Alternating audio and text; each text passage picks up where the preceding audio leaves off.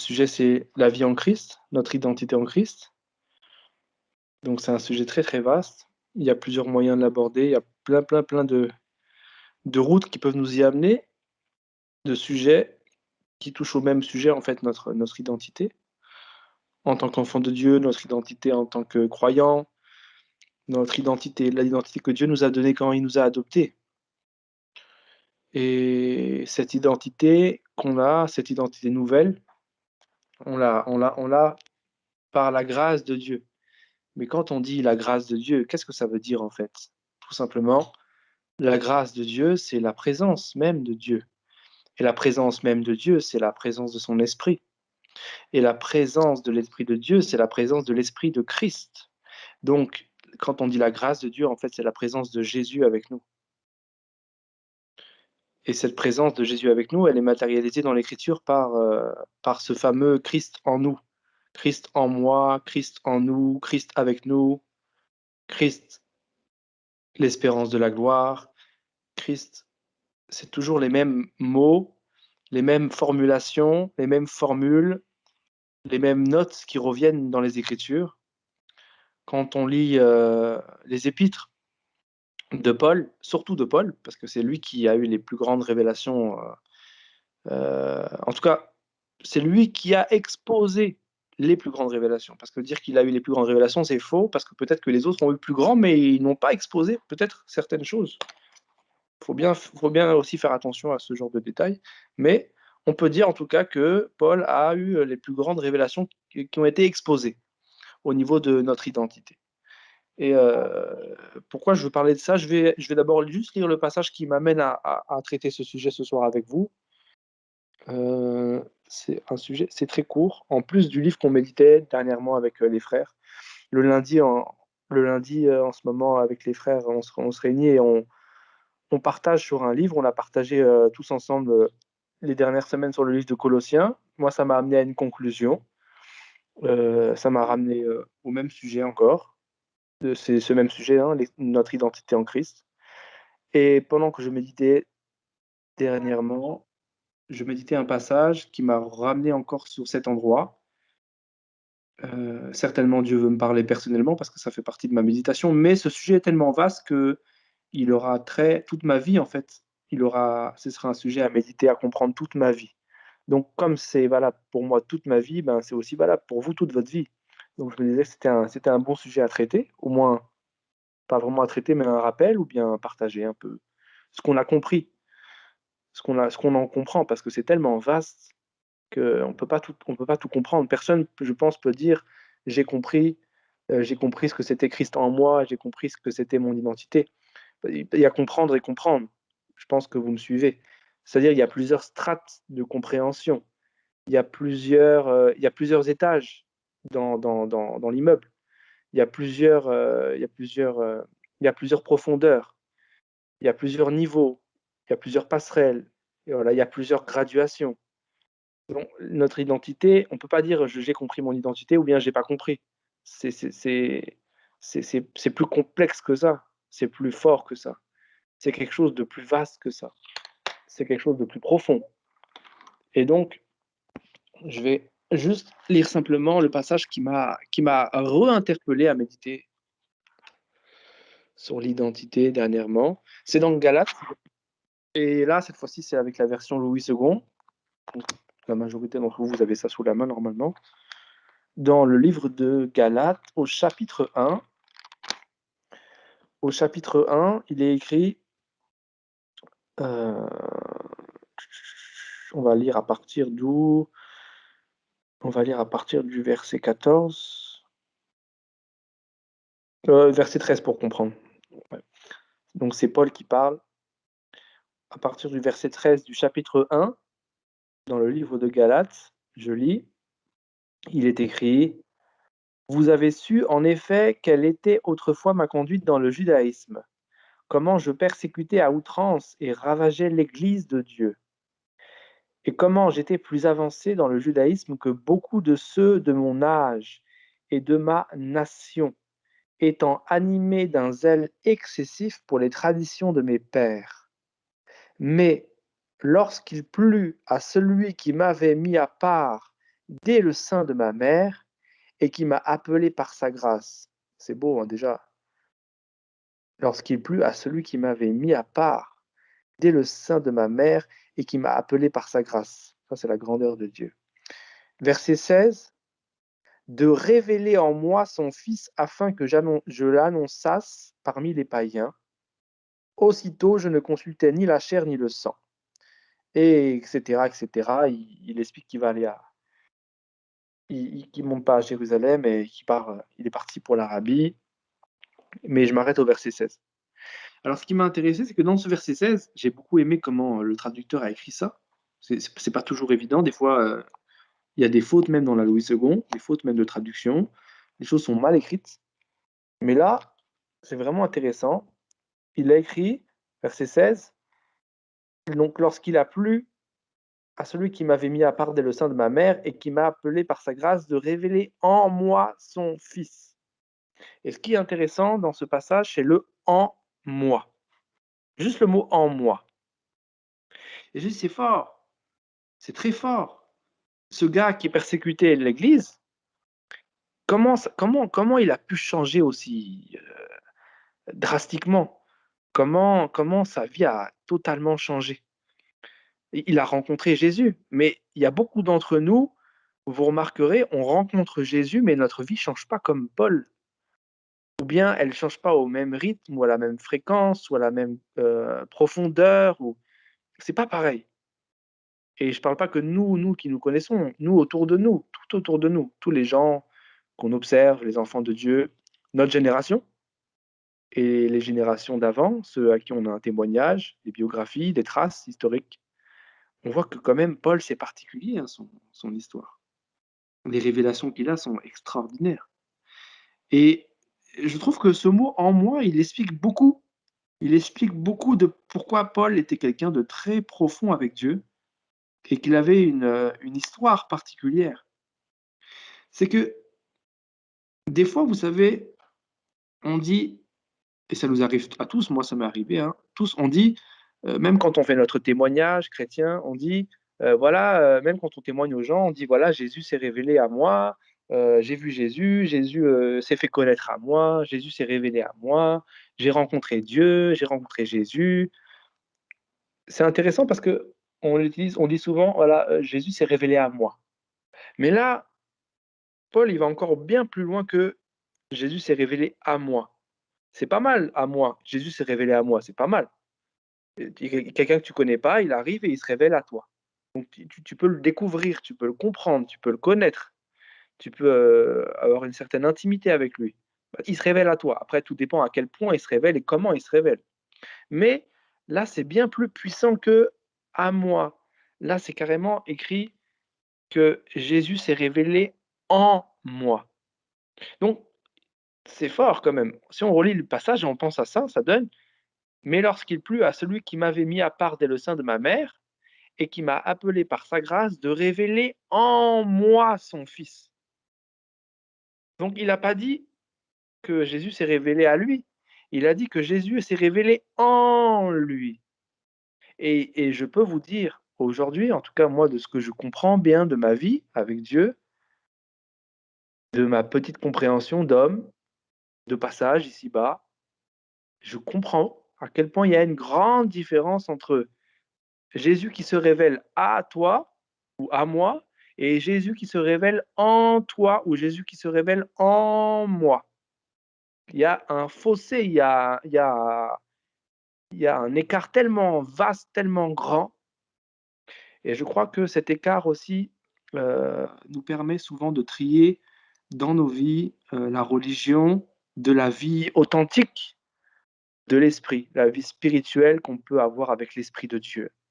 La compréhension de Jésus en nous, la compréhension de l'identité de Jésus et donc notre identité en Jésus, elle nous lie à une vie spirituelle authentique, une vie spirituelle véritable, une vie spirituelle vivante, heu, qui n'est pas ennuyante, puisqu'elle est remplie de vie.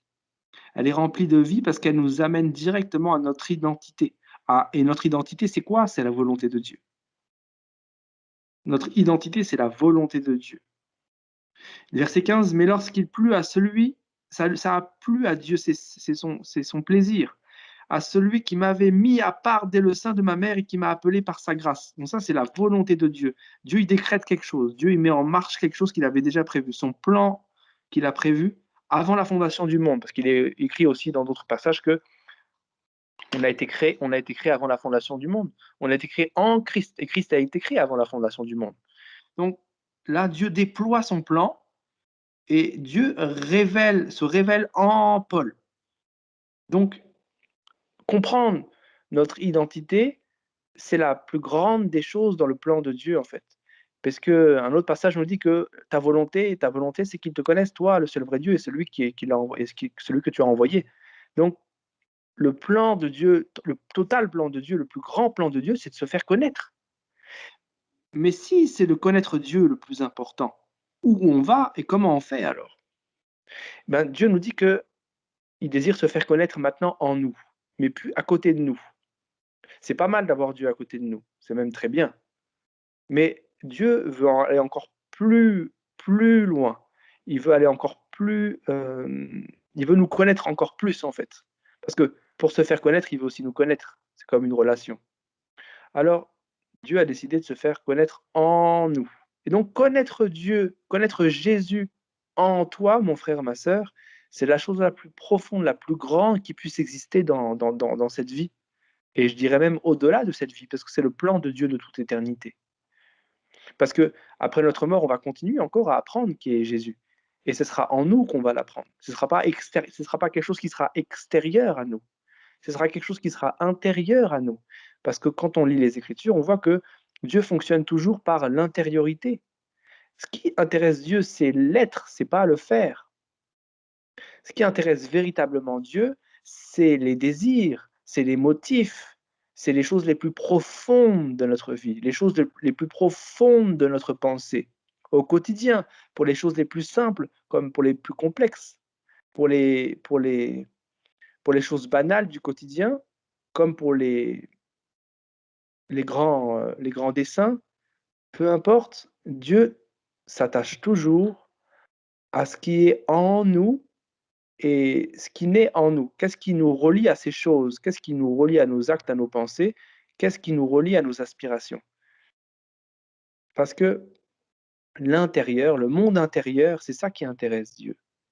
Parce que Jésus nous dit que ce qui est intérieur va finir par sortir. Quand il parle aux pharisiens, il leur dit que, vous vous rappelez à ce célèbre moment où Jésus, avec les apôtres et les pharisiens, reprochent à Jésus qu'il ne se lave pas les mains selon les traditions, et cetera. Il faut se laver les mains parce que tel, et cetera.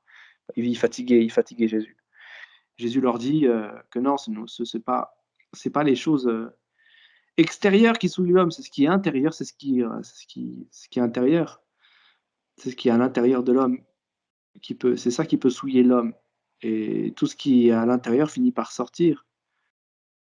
Tout ce qui est à l'intérieur de nous finit par sortir un jour. Donc ce qui intéresse Dieu, c'est notre être intérieur. Et c'est pour ça que ce qui est important dans nos vies quotidiennes, c'est notre identité en Christ. C'est avoir la révélation de Jésus en nous, pas Jésus à côté de nous. Parce que pour beaucoup d'entre nous, je parle là, quand je dis entre nous, il ne faut pas se fier à, je ne parle pas de notre humble assemblée, je parle de tous les enfants de Dieu dans le monde entier. Pour beaucoup d'entre nous, Jésus souvent, des fois, reste juste à côté de nous. Il est à côté de nous, mais il n'est pas en nous. Quand je dis il n'est pas en nous, il l'est quand même parce que son esprit a été planté. C'est marqué, Pierre dit que la parole incorruptible de Dieu a été plantée en nous. C'est une parole, c'est une semence. La semence incorruptible de Dieu, c'est la parole de Dieu, c'est par son esprit. Elle est en nous. On est enfant de Dieu parce qu'on est né de Dieu. Donc, il est en nous, mais il peut être en nous, mais il ne peut pas forcément, il n'est pas toujours révélé en nous. Voilà, il y a sa position et il y a sa révélation. Parfois, on a des choses, mais elles ne nous sont pas révélées.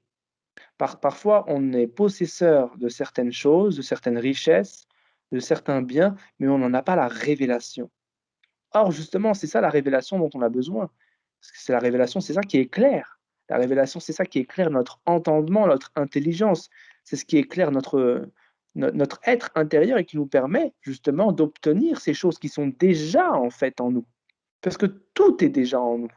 Parce que si Jésus est en nous, tout est en Jésus, parce que tout a été fait par lui et pour lui. Le cosmos entier est en Jésus. Toute la création tout entière, elle est compressée en Jésus. Donc si Jésus même est en nous, c'est qu'on a tout en fait. Mais notre plus grand problème, c'est pas d'avoir ou pas avoir en fait, puisqu'on a déjà tout. Attention, si on est enfant de Dieu, comme le dirait l'Écriture, si vous êtes enfant de Dieu. Mais là, on parle entre nous. Alors, notre plus grand problème, c'est pas tant d'avoir ou pas avoir. Notre plus grand problème, c'est de comprendre, d'avoir la révélation, en fait. C'est la révélation. Marquez la révélation de tes paroles est claire. C'est la lumière, c'est ta lumière qui donne la lumière. On a besoin, en fait, de la lumière de Dieu pour comprendre cette réalité. Jésus-Christ en nous. J'appelle ça, moi, un fait. Le fait que Jésus soit en nous, c'est un fait accompli. On peut trier ça dans un registre de faits. Parce que dans la vie, il y a des choses à faire, il y a des choses qui sont déjà faites, il y a des choses qui sont à venir, il y a des choses qui sont des promesses, il y a des choses qui sont des peut-être, il y a des choses qui sont des faits. Il y a plusieurs types d'éléments, plusieurs types de choses. On peut les trier dans des catégories différentes. Tout ça pour dire que, en fait, Jésus-Christ qui est en nous, c'est un fait établi. On ne peut rien y faire, on ne peut rien modifier à ça. On peut sauter, courir, bouger, crier, chanter, pleurer, aller aux Bahamas, aller en France, aller à Acapulco, aller en Corée, bouger, se déplacer. Il n'y a rien qui changera. Jésus est en nous. Qu'on soit pauvre, qu'on soit riche, qu'on ait des diplômes, pas de diplôme, carte vitale, pas de carte vitale, qu'on ait plus d'argent dans le compte en banque, qu'il soit rempli. Si Jésus est en nous, il est en nous. Il ne va pas bouger. Donc, Jésus en nous n'est pas lié à la manifestation d'éléments extérieurs de nos vies, mais plutôt lié à la manifestation d'éléments intérieurs. Le fait qu'il soit rentré, le fait qu'il soit présent, donc le fait qu'on soit né d'en haut par la semence incorruptible de Dieu, et donc tout ça par la foi, parce que c'est bien par la foi qu'on peut l'acquérir, alors nous amène à une position d'enfant de Dieu. Pourquoi? Parce que, je répète, Jésus est en nous et qu'il se révèle en nous. Maintenant, tout ça, c'est très intéressant. Mais le grand problème, c'est que nous, on est des hommes charnels, comme dirait Paul, vendus au péché. On a grandi dans cette chair. On a grandi avec des tonnes de modes, de masse, de mentalité, des murs énormes. On est comme robotisé quand on arrive à Christ. C'est vrai, on a une nouvelle identité, mais on marche encore avec notre vieille identité. Et qu'est-ce qu'on cherche à faire? On cherche à pratiquer les œuvres de Dieu, qui sont des bonnes œuvres. On cherche à pratiquer ce qu'on appelle le bien, ce qui est moral, ce qui est bon, avec notre propre force. Parce qu'en fait, on lit la parole de Dieu, on a soif de bien faire, bah, on a toujours mal fait dans le passé. Et là, d'un coup, on arrive dans quelque chose de nouveau. On s'empresse de vouloir bien faire, on est bien intentionné. Et être bien intentionné, c'est pas un reproche. Le problème, c'est pas tant nos intentions qui sont mauvaises, c'est notre méthode. Parce que la plupart d'entre nous, souvent, on tombe dans ce piège-là. Soit on y est tombé dans le passé, soit on y retombe encore. Tout dépend de notre âge, notre maturité, notre expérience. Mais on retombe dans ce vieux piège. Comme dirait Paul aux Galates, hein, vous avez bien commencé. Qui vous a séduit? Vous avez bien commencé avec à comprendre votre identité. Vous avez bien commencé avec l'Esprit de Dieu, avec votre vie qui est révélée et avec Jésus qui vous est révélé en vous. Mais maintenant, vous marchez par la chair, vous marchez par votre libre arbitre, par votre propre force. C'est-à-dire qu'en fait, on cherche à accomplir les œuvres de Dieu avec notre initiative, avec notre vieille identité. Et c'est vraiment, je crois, pour nous, d'une importance capitale au quotidien. C'est pour ça que je dis ce message de l'identité en Christ, il est tellement vaste, mais il est tellement important, parce qu'en fait, il est relié à tous les autres messages, il est relié à toutes nos interactions, il est relié à toutes nos actions au quotidien, au jour le jour. Peu importe ce qu'on fait, qu'on respire, qu'on pense, qu'on parle, qu'on bouge, on est lié à notre identité. Notre identité, c'est le morceau le plus important, en fait. Savoir qui on est, c'est la chose la plus importante, en fait. Et c'est pour ça que les gens qui sont perdus dehors et nous-mêmes qui étions perdus avant, regardez vos vies, ou regardez les gens autour de vous, rappelez-vous, on est constamment à la recherche d'identité. Certains se mettent des piercings sur la tête, certains se mettent des vêtements jaune fluo sur le dos, certains s'appellent par des noms bizarres, certains écoutent tel type de musique, certains forment des groupes, des sectes, des ci, des ça. Tout le monde cherche une identité. En fait, quand on regarde l'homme qui est perdu, l'homme perdu, il a perdu son identité. C'est normal, il l'a perdu au jardin. Au jardin, l'homme a perdu son identité. L'homme a laissé rentrer Satan, Satan s'est mélangé et l'identité de Dieu a disparu en fait, en l'homme. L'homme a été souillé et cette souillure a fait que l'homme a perdu sa véritable identité. Et l'homme est à la recherche de cette identité. Comme quoi, en fait, ça nous montre à quel point notre identité est importante dans notre vie humaine, même terrestre, même psychique, autant que spirituelle. La, la perte de notre identité a un impact réel sur tous nos faits, et donc à plus forte raison, si on voit qu'elle a un impact sur nos faits, ça veut dire qu'en fait elle a un impact même sur nos motifs, sur nos pensées et sur notre subconscient. Regardez, si consciemment on voit à quel point les gens en perte de repère et d'identité font des choses extrêmement bizarres, on peut comprendre que donc encore plus, à plus forte raison, dans notre subconscient, notre perte d'identité nous influence terriblement. Et donc, ça peut nous faire aussi comprendre à quel point notre découverte, notre retrouvaille, le fait de retrouver notre identité qu'on avait perdue, en fait, va nous influencer aussi, à plus forte raison, extérieurement, mais aussi intérieurement, dans notre subconscient, dans des choses dont on n'a pas vraiment conscience. Parce que les choses spirituelles, on n'en a pas toujours conscience. C'est pour ça qu'on a besoin de la foi. On n'a pas toujours besoin de s'accrocher sur des choses conscientes avec Dieu. On doit aussi lui faire confiance, parce qu'on sait qu'il y a une vie intérieure qui est toujours en déplacement, en action, en nous. Et donc, je parlais des perdus qui sont en recherche d'identité. Ça nous montre qu'en fait, on a besoin, hem, on a besoin de cette identité pour avancer dans nos vies. Quand on quand, mène un projet, un déplacement, une mission, une initiative quelconque, plus ou moins importante, vous remarquerez que toujours, presque toujours, quand un homme se lève pour une cause plus ou moins importante, hein, une mission plus ou moins importante, quand l'homme se lève pour accomplir cette mission, le diable sera toujours là, en face de lui. Quand l'homme se lève, le diable aussi se lève. Et quand l'homme commence à marcher vers la mission que Dieu lui a donnée, ou bien que lui-même s'est donnée, alors le diable pose cette question à l'homme. Le diable te demandera toujours, mon frère, ma sœur, quand tu vas commencer à faire quelque chose. Le diable va te dire: «Qui es-tu?» Voilà la question que le diable te posera toujours. Et si tu ne sais pas répondre à cette question, si tu ne peux pas répondre à cette question de «Qui es-tu?» que le diable te posera toujours, si tu ne réponds pas correctement à cette question et si tu n'es pas convaincu par ta propre réponse, qu'est-ce qui va se passer? Tu vas juste te rasseoir. Tu vas t'asseoir exactement là où tu t'es levé. Tu vas rester assis et tu vas plus bouger. Le diable va te rasseoir très rapidement, sans te toucher. Ce ne sera pas physique. Il ne va pas t'envoyer des boules de feu, il ne va pas t'envoyer de démons, il va pas non, non, non, non.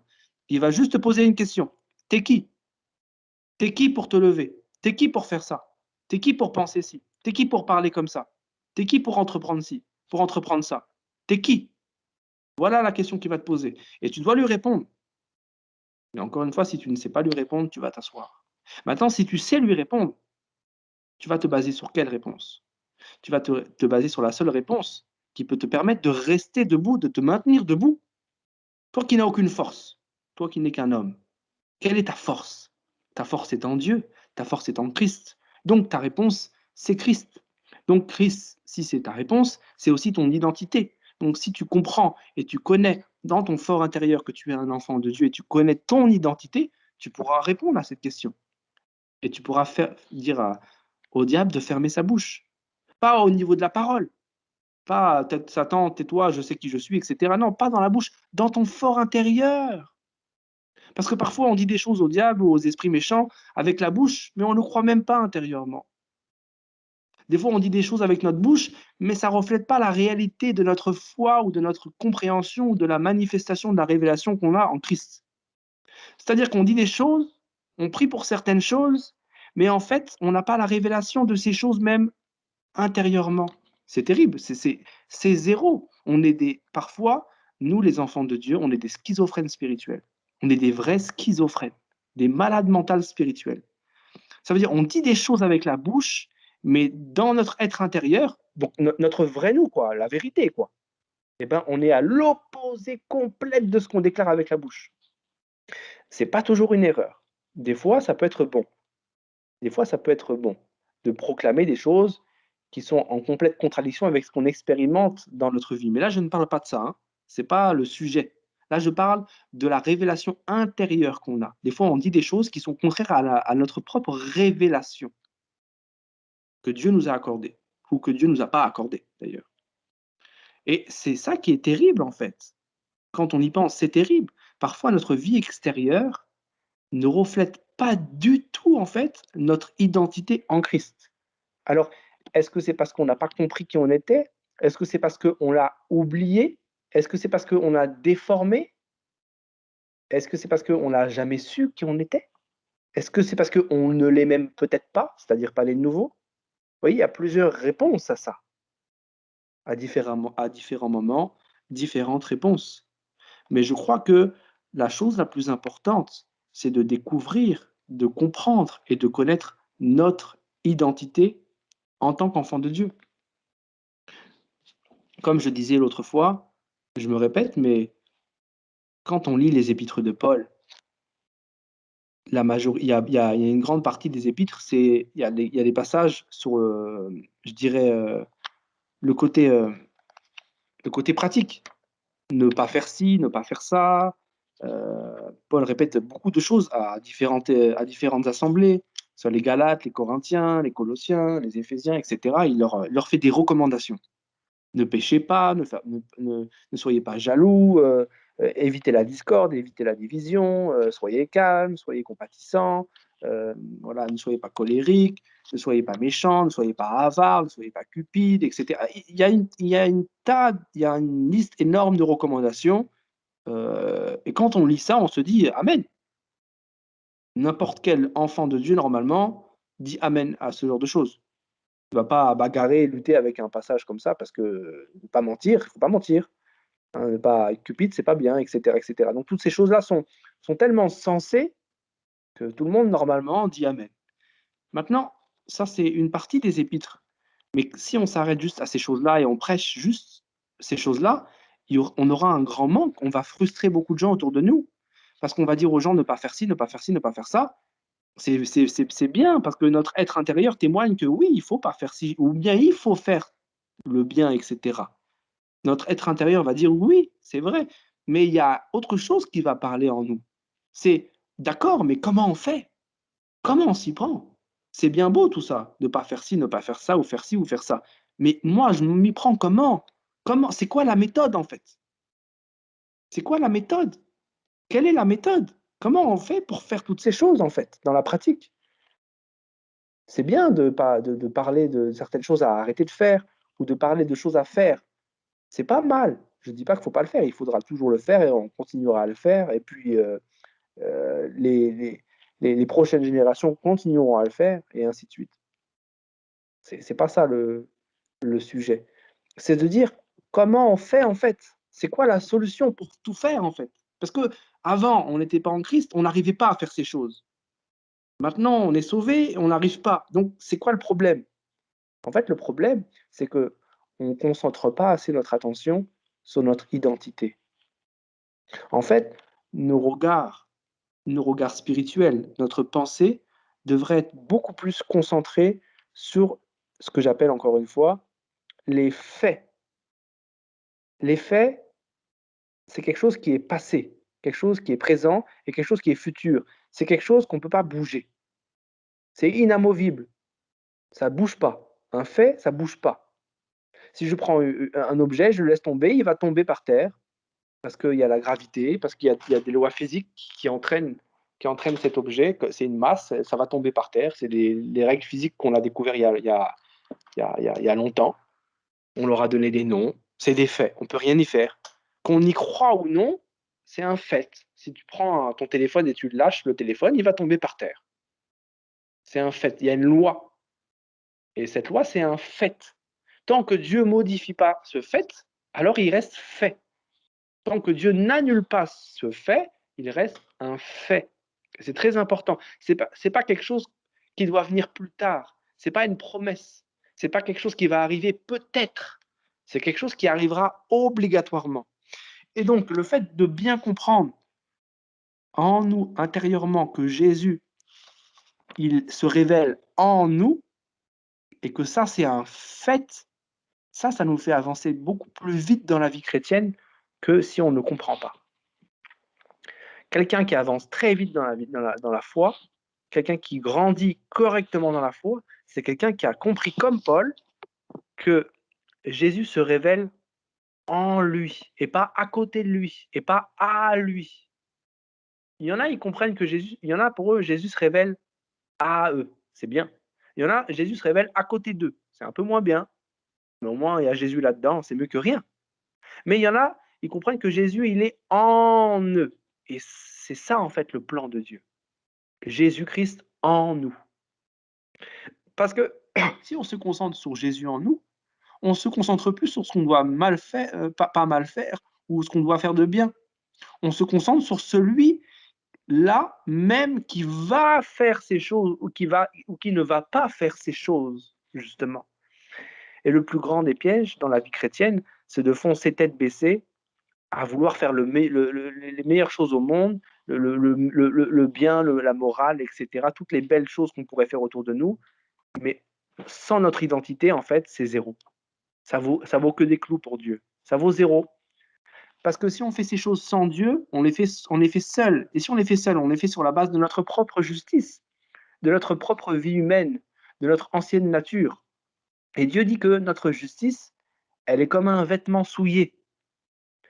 Notre justice personnelle propre, elle est comme un vêtement souillé. Donc faire les choses sans notre identité en Christ, ben en fait c'est zéro. Donc quand ton frère, ta sœur autour de toi fait des choses bizarres, au lieu de trop vite critiquer ou juger ou mépriser ou calomnier ou pire encore, je ne sais pas, la liste est longue. Au lieu de faire toutes ces choses, d'abord comprends une chose. Comprends que quand ton frère ou ta sœur, je parle bien des enfants de Dieu, hein, je ne parle pas de la famille, tout ça. Quand un enfant de Dieu pose certains actes qui sont bizarres, mais ça veut simplement dire déjà, la conclusion même que tu peux te faire, c'est qu'en fait, il n'a pas fait cet acte avec son identité en Christ. Ça veut dire qu'en fait, sur le coup, présentement, il a perdu de vue son identité. Donc, s'il a perdu son identité, il est normal qu'il fasse quelque chose de bizarre ou de mauvais, ou même de bon, mais en fait qui n'est pas si bon que ça, parce que pas sur la base de son identité. Donc, est-ce qu'on est vraiment, au fond, légitime pour juger notre prochain sur le fait qu'il n'a pas la manifestation de son identité à un instant T? Ça, c'est une grande question qu'on peut se poser. Je répète la question. Est-ce qu'on est vraiment, nous, légitimes pour juger les personnes autour de nous lorsqu'elles n'ont pas assimilé, lorsqu'elles n'ont pas posé un acte ou pas posé par le biais de leur identité en Christ, ou qu'elles n'ont pas eu la révélation sur un moment précis de leur révélation, ce qui les a forcément amenés inexorablement à poser un acte mauvais, moral ou bon, rappelez-vous, mauvais. Et là, ça nous ramène à une grande méditation sur notre vie commune, nos relations avec les uns les autres au sein de l'Église de Dieu. Et c'est là que, en fait, on comprend que différentes personnes comprennent leur identité à un niveau différent. Et toi, mon frère, ma sœur, plus tu comprends ton identité en tant qu'enfant de Dieu, devrait justement te pousser à davantage d'humilité, davantage de patience avec les autres, davantage de tolérance, pas avec le péché, mais avec l'évolution de ton frère et de ta sœur dans cette marche de la quête de son identité, puisque justement, toi qui es plus élevé dans cette compréhension, tu comprends à quel point tu es un misérable, tu comprends à quel point tu es zéro, parce que si tu comprends ton identité, ça veut dire que tu as compris à quel point tu avais besoin de ce Jésus en toi. Jésus en toi, c'est la lumière, mais cette lumière, elle t'éclaire normalement. Et quand elle t'éclaire, elle te fait comprendre qui tu étais vraiment avant. Donc, si tu marches réellement dans cette identité, tu es censé être davantage, bien plus compatissant, patient, compréhensif, doux, humble, toutes ces choses, tout ce que Dieu décrit. Mais non pas, cette fois-ci, encore une fois, en tombant dans le propre piège, pas avec tes propres forces. Ne va pas chercher à être patient parce que Paul a écrit qu'il fallait être patient, ce serait la pire des erreurs. Tu sais, mon frère, ma sœur, mieux vaut être impatient, mieux vaut être impatient et de comprendre que tu es impatient que de faire semblant d'être patient. Parce que en montrant ton impatience, tu laisseras davantage et facilement euh, ta réelle identité, Jésus-Christ en toi, être patient au travers de toi. Mais si tu t'évertues à faire semblant d'être patient ou à vouloir être patient avec tes propres forces, en fait, sache que tu ne bénéficieras jamais de la patience de Dieu, c'est-à-dire de la patience de Christ, et que Christ est en toi. Donc, tu ne pourras pas déclencher, si je peux me permettre le terme déclencher, je parle comme un homme, avec, tu ne pourras pas déclencher cette patience qui est en fait en toi, qui existe en toi. C'est une patience qui est parfaite. Pourquoi? Parce que tu cherches à être patient avec tes propres forces. Mieux vaut montrer à ton frère et ta sœur que tu es impatient. Ceux qui te critiqueront, ce seront juste des gens soit aveugles, soit qui n'ont pas compris en fait réellement ton identité et leur propre identité, qui n'ont pas compris ce processus. Parce que sinon, si tu fais semblant, tu vas devenir, ce que je disais au début du message, un, un schizophrène spirituel. Parce que Dieu n'est pas dans le faire, Dieu est dans l'être. Quand on regarde la révélation du nom de Dieu, du nom de Dieu, euh, du nom de Dieu que Dieu révèle à Moïse, quand Moïse, vous savez, dans l'épisode sur la montagne, ou dans le livre d'Exode, Moïse demande le nom de Dieu et il dit à Dieu qu'il faut un nom, il faut qu'il donne un nom aux Israélites. Les Israélites vont demander comment tu t'appelles, il faut que je leur donne un nom. Et Dieu dit, je suis. C'est la réponse la plus forte, une révélation tellement extraordinaire. Il dit, je suis. Il dit pas, je fais. Il dit pas, je fais. Il dit, je suis. Mais est-ce que ça veut dire qu'il fait pas? Non, ça ne veut pas dire que Dieu ne fait pas. Dieu n'a pas dit qu'il ne faisait pas. Mais il a dit que lui, il était, je suis. C'est ça. C'est ça son nom. C'est ça son identité. Déjà, Dieu, c'est comme si quand Dieu dit je suis, Dieu est en train de pointer du doigt vers notre identité. Dieu est en train de nous montrer à l'avance, voilà comment moi je pense, comment je veux que vous pensiez, mes enfants. Vous qui m'appartenez. Moi, je fonctionne avec l'être. Donc, notre focus devrait être qui on est, pas qu'est-ce qu'on fait. Maintenant, est-ce que ça veut dire qu'on se fout de ce qu'on fait? Non. Est-ce que ça veut dire que faire des bonnes choses, et c'est pas quelque chose d'important? Qu'on doit plus se préoccuper de ce qu'on fait? Non, ça ne veut pas dire ça. Mais ça veut dire qu'on doit se préoccuper davantage et d'abord de qui on est. Parce que si tu es quelque chose, tu le manifesteras forcément, automatiquement. Donc, si tu es, tu feras. Ne t'embête pas avec les faire. Les faire viendront tout seuls. Les faire viendront automatiquement. Mais par contre, si tu fais, ça ne veut pas dire que tu es automatiquement.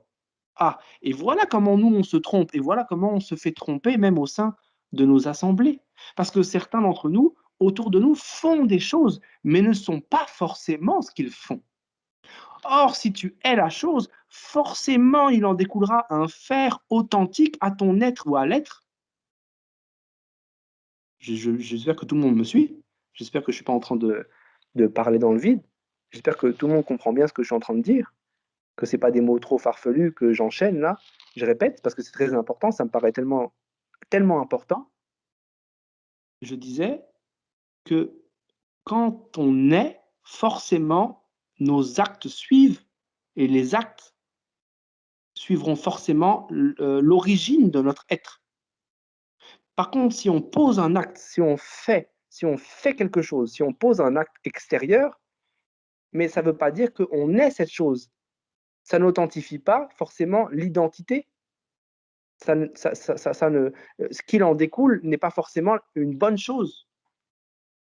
Donc, en fait, on devrait bien plus au quotidien se concentrer sur qui nous sommes. Et qui nous sommes, c'est en fait notre question, la question que nous-mêmes on se pose tous les jours, la question que le diable nous pose, la question aussi que des fois Dieu nous pose, comme un rappel, comme un clin d'œil. Donc, la recherche de notre identité, Christ en nous, qui est Jésus et où est Jésus? Est-ce que Jésus est avec nous? Est-ce qu'il est à côté de nous? Est-ce qu'il est loin de nous? Est-ce qu'il est en nous? C'est ça en fait la vraie question qu'on doit se poser.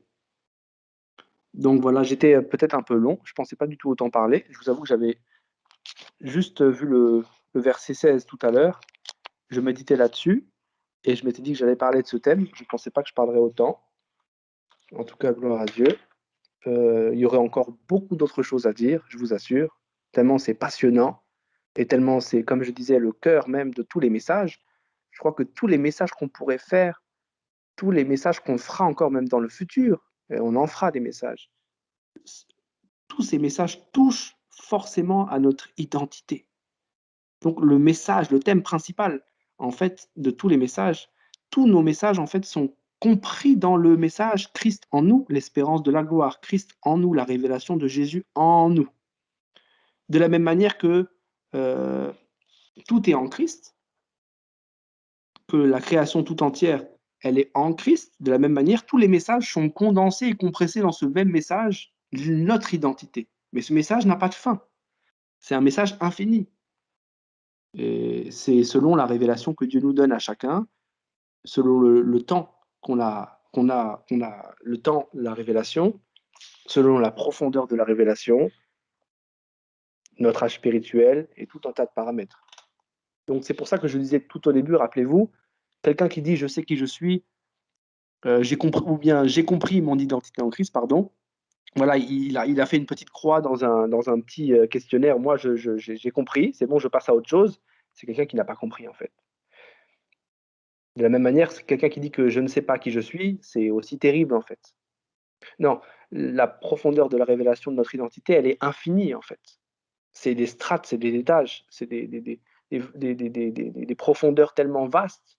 De la même manière qu'il est dit que l'amour Christ, elle est infinie, il y a pas de limite en fait. Il n'y a pas de limite à notre identité, puisque notre identité, elle est basée sur Christ. Si par contre, notre identité est basée sur notre être, notre ancien nous, celui qui a été crucifié en Christ, alors là, oui, oui, forcément, bien sûr, je suis d'accord, notre identité a une limite, une claire limite même.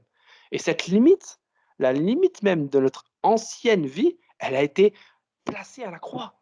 C'est ça la limite, en fait. Voilà l'exacte limite de l'identité de l'homme déchu. C'est la croix. Son départ, c'était le jardin, parce que c'est là que sa fausse identité a commencé, à l'origine, quand la semence de Satan est rentrée. Et la fin de l'identité de l'homme déchu, c'est la croix. Donc oui, celle-ci est limitée. Mais notre identité en Christ, elle n'a pas de limite, parce qu'elle est basée sur celui qui n'a pas de limite.